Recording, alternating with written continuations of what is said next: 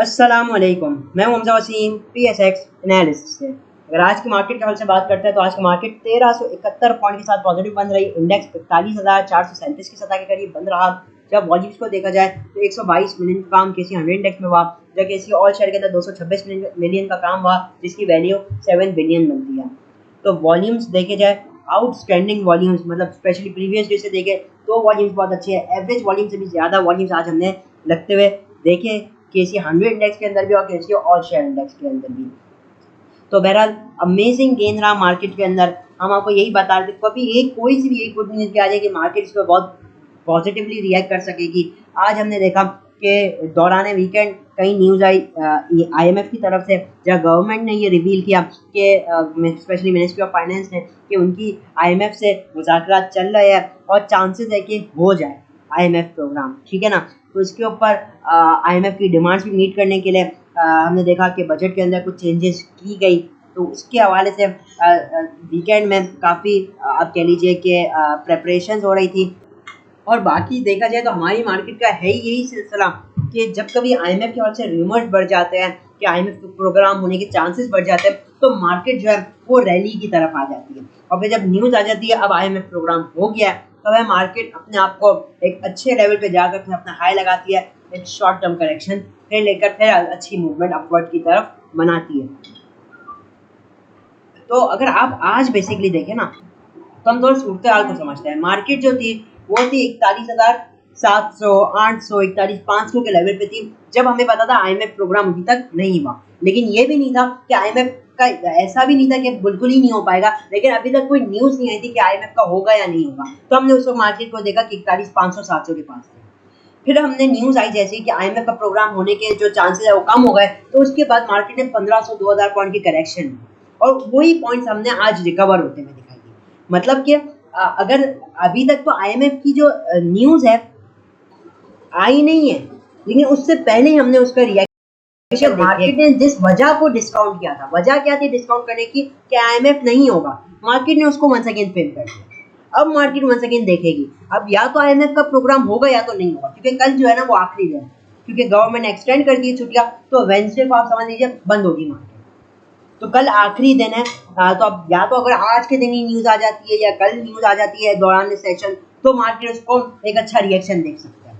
लेकिन अगर कल आफ्टर सेशन मार्केट में न्यूज़ आती है, या तो हुआ या तो नहीं हुआ, तो उसका जो इम्पैक्ट होगा ना मार्केट का, वो हमें अगले मंडे को देखने को मिलेगा, जब मार्केट का जो सेशन है वो वंस अगेन रिज्यूम होगा। बहरहाल मैं इसको टेक्निकल चार्ट पे मज़ीद बेहतर तरीके से समझाऊंगा। ओवरऑल अगर आज हम देखें तो जो टॉप कंट्रीब्यूटर्स रहे वो, तो आज के दिन जो टॉप कंट्रीब्यूटर रहा वो हप्को का स्टॉक जो आज अपर कैप पे बन रहा है, इसने आज मार्केट के अंदर 132 पॉइंट पॉजिटिवली कंट्रीब्यूट किया पे। UBL 100 पॉइंट पे, Anglo 66 point, Anglo fertiliser 65 point, MCB 53 point, system 52 point, OGDC 50, TRG 50 है, मीज़ान बैंक 48 पे, FFC। वैसे ये जितने भी आप स्टॉक्स देख रहे हैं इन सब ने मार्केट के अंदर एक ठीक ठाक कॉन्ट्रीब्यूशन किया जाए। नेगेटिव साइड पे PSEL का एक स्टॉक था 37 पॉइंट, इसने मार्केट के अंदर नेगेटिवली कंट्रीब्यूट किया। फिर SNGP का रिजल्ट आया, कोई बहुत ज़्यादा बड़ा डिविडेंड अनाउंस नहीं किया था जो लोग एक्सपेक्ट कर रहे थे, जिसकी वजह से हमने फॉल देखा। गालिबन से शायद 15% डिविडेंड अनाउंस किया, 15% ऑफ फेस वैल्यू, मतलब ₹1.5 इसने डिविडेंड अनाउंस किया है। एनीवेज अगर हम देखते हैं तो एक बार JDWS आ जाता है, POL को शरिया कंप्लाइंट में से ही निकाल दिया, जिसकी वजह से इसके अंदर कुछ नेगेटिव एक्टिविटीज है। POML आ जाता है, नेस्ले, एवियर, IBFL, SCBP, और ये कुछ चंद स्टॉक्स हो जाते हैं। जहां अगर हम मार्केट के टॉप एक्टिव स्टॉक्स को देखते हैं तो आज के दिन टॉप एक्टिव WTL रहा, 4 पैसे पॉजिटिव रहा, 26 मिलियन का काम वहाँ पे। FFVL 46 पैसे पॉजिटिव रहा पे, SNGB 2 रुपये नेगेटिव बन रहा, OGDC 2 रुपये 84 पैसे पॉजिटिव बन रहा। उसके बाद TPLP के अंदर अच्छी मूवमेंट आई, साथ ही में के इलेक्ट्रिक के अंदर भी एक ज़बरदस्त गेन रहा। उसके बाद सिनर्जी 12 पैसे पॉजिटिव, PPL 2 रुपये 41 पैसे पॉजिटिव, रेस्कॉल 29 पैसे, और फिर हप्को जैसे आज बताया गया कि ये अपर कैप पे बंद हुआ। टॉप एडवांसर्स की बात की जाए तो कुछ लिक्विड स्टॉक आज देखने को मिलेंगे, जैसे HBL इन्वेस्टमेंट फंड हो जाता है, उसके बाद HBL ग्रोथ फंड हो गया, उसके बाद CTM हो गया, कॉलोनी टेक्सटाइल मिल पे, TPL corporation limited, double GL को आज कैप लगा। सिमिलरली ट्रिपल GL के अंदर भी एक अच्छा गेन देखने को मिला। जहाँ टॉप डिक्लाइनर साइड पे देखें, अब मोस्टली लिक्विड ही है, क्योंकि आज मार्केट के अंदर मेनली तेजी थी। इसके अंदर एक PICT आ जाता है, मशहूर स्टॉक जो लोअर कैप पे मुसलसल जाए जा रहा है न्यूज़ की बिना पे। तो बहरहाल बाकी तो मोस्टली सब लिक्विडिटी स्टॉक्स है। अच्छा, अगर मैं इंटरनेशनल मार्केट में सबसे पहले क्रूड ऑयल को बताऊँ तो इस वक्त क्रूड ऑयल ट्रेड हो रहा है अराउंड तो क्रूड ऑयल ट्रेड कर $69.47 पर 32% पॉजिटिव के साथ ट्रेड कर रहा है, जहाँ गोल्ड $1942 के पास ट्रेड कर रहा है पर ट्रॉय आउंस $12 पॉजिटिव है। जहाँ बॉम्बे स्टॉक एक्सचेंज को देखा जाए तो 9 पॉइंट नेगेटिव बन रही, जहाँ पे यूरोपियन मार्केट्स के अंदर मिक्स एक्टिविटीज देख रहे हैं, मोस्टली नेगेटिव है। लेकिन तो बहरहाल अब चलते हैं टेक्निकल चार्ट्स पर, देखते हैं टेक्निकली मार्केट के अंदर आगे कैसी मूवमेंट आ सकती है।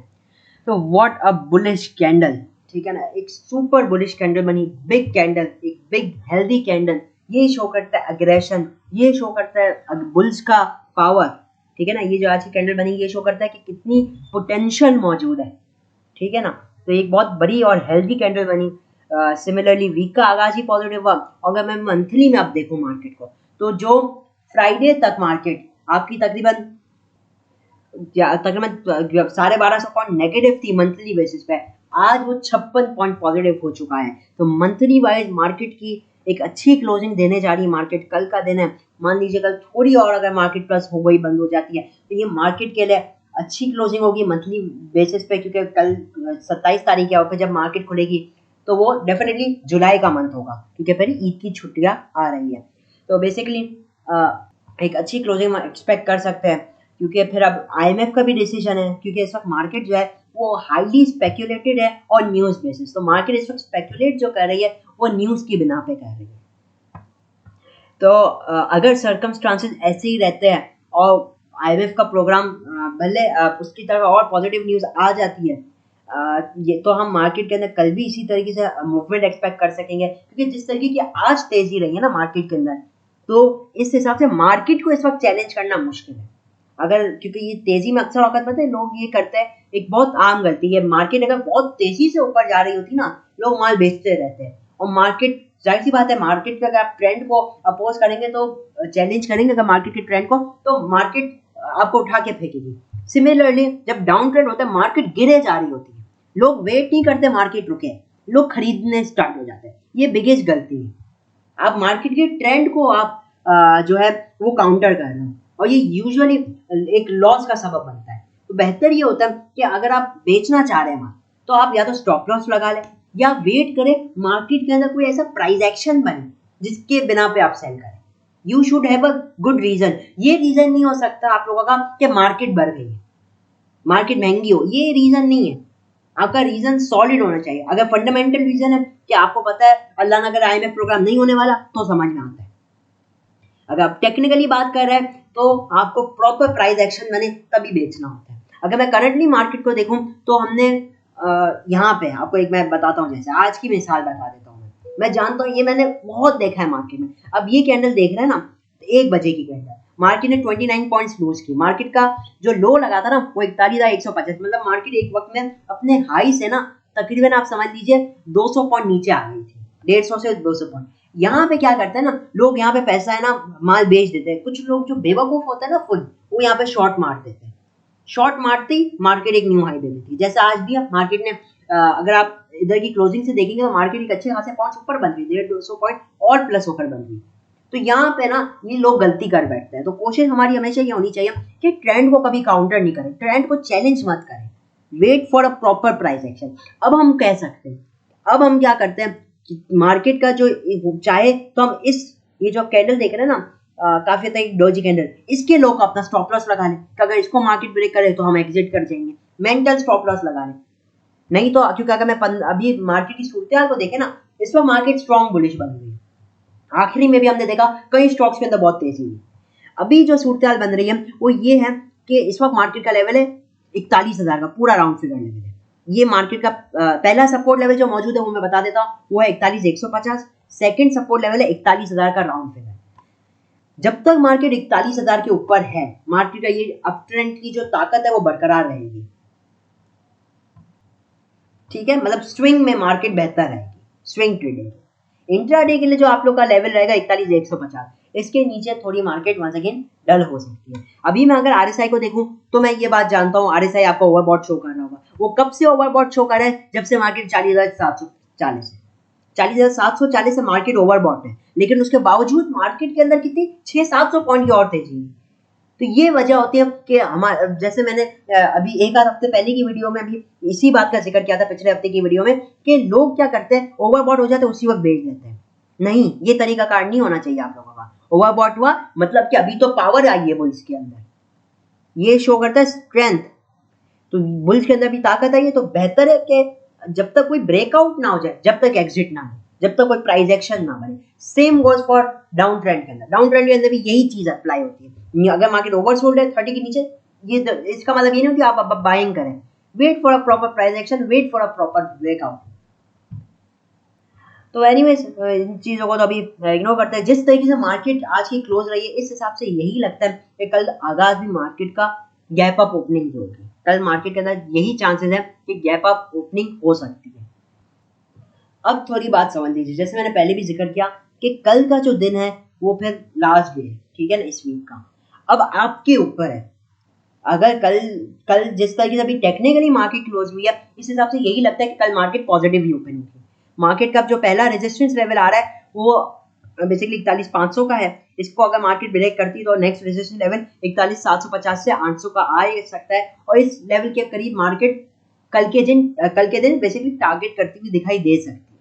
अब ये आपके ऊपर है कि या तो आपको मान रखना है या नहीं रखना है, क्योंकि आईएमएफ जो है ना, अगर कल तक मार्केट में न्यूज नहीं आती, आईएमएफ के लेवल से कोई क्लियर नहीं होता, तो इसका मतलब क्लियर है कि अब जो होना है, जो भी कुछ होना है, अगर आईएमएफ होना है तो उसका जो इम्पैक्ट है वो मंडे वाले दिन आएगा, और अगर नहीं होना तो उसका भी इम्पैक्ट मंडे वाले दिन ही आएगा। तो यू शुड बी रेडी। क्या आप रिस्क लेने के लिए तैयार है? आपको क्या लगता है, क्या आईएमएफ प्रोग्राम हो पाएगा?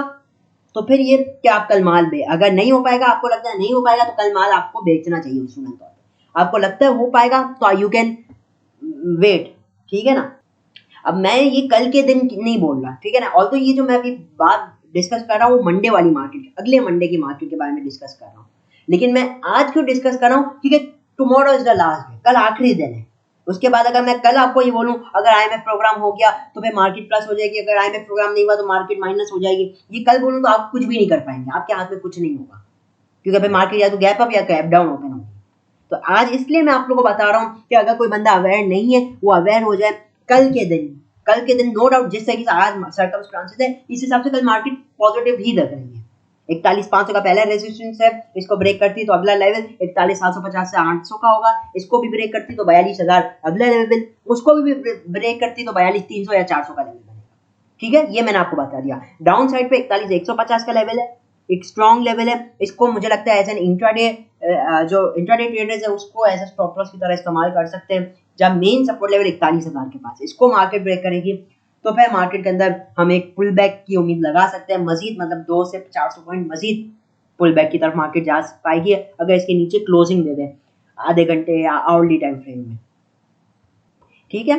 तो ये सूरत हाल है मार्केट जिस तरीके से क्लोज हुई। कल तो उम्मीद है हमें कि इंशाल्लाह इसी तरीके से मार्केट ओपन हो सकती है, इसी एनर्जी के साथ once again market 100, 200, 150 point gap up open हो सकती है और इन लेवल्स को टारगेट कर सकती है। लेकिन वही बात जैसे मैंने की, अब आपको फैसला कर लेना है, अपनी एनालिसिस कीजिए न्यूज़ के ऊपर, ठीक है ना, कि न्यूज़ क्या कह रही है। क्या लगता है आपको, आईएमएफ हो पाएगा, नहीं हो पाएगा? नहीं हो पाएगा तो ये बहुत नेगेटिव हो जाएगा, क्योंकि जो 2 बिलियन डॉलर सऊदीया से मिलने वाला है और 1 बिलियन डॉलर जो यूएई से मिलने वाला है, वो भी सिर्फ इसी शर्त पे कि आईएमएफ हो जाए। अगर आईएमएफ नहीं होता वो मिलना मुश्किल हो जाएगा, क्योंकि अग्रीमेंट पे ये लिखा हुआ है। ये कुछ चीज़ें अगर नहीं होगा आईएमएफ तो हमारे लिए एक ये बहुत ही नेगेटिव न्यूज़ होगी हमारी इकोनॉमी के लिए, क्योंकि हमें पेमेंट्स करनी है आगे और हमारे पास इतना कैश नहीं है। अब हमने जैसे देखा इम्पोर्ट के ऊपर जो रिस्ट्रिक्शंस थी उसको भी हटा दिया, तो इससे डेफिनेटली लोकल इंडस्ट्रीज को, उनके लिए एक पॉजिटिव ही चीज़ है। उससे ये क्या होगा कि जैसे इनका रॉ मटेरियल रुका हुआ था, वो ज़्यादा रॉ मटेरियल इंपोर्ट कर पाएंगे तो ज़्यादा प्रोडक्शन होगी, तो उनकी अर्निंग पे एक पॉजिटिव इम्पैक्ट आएगा। यही वजह थी कि आज हमने सीमेंट स्टील के अंदर एक अच्छी रैली देखी, क्योंकि उनका एक मेजॉरिटी रॉ मटेरियल इंपोर्ट होता है, जिसकी वजह से हम उनकी एक क्या कहते हैं प्रोडक्शन में कुछ कमी देख रहे थे फॉर सम वाइल, ठीक है ना।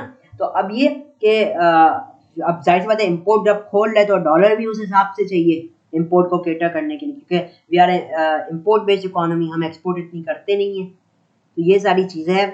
तो मकसद ये कहने का कि अगर हम लोग को सही ट्रैक पे जाना है तो आईएमएफ प्रोग्राम बहुत ज़रूरी है। आईएमएफ प्रोग्राम इस वक्त चीज़ों को शेप कर सकता है और हमारी इकोनॉमी को वंस अगेन अपने ट्रैक पे ला सकते हैं और हम वंस अगेन स्टॉक मार्केट भी बढ़ सकती है, क्योंकि फिर आगे इलेक्शन आने वाले हैं, ठीक है ना।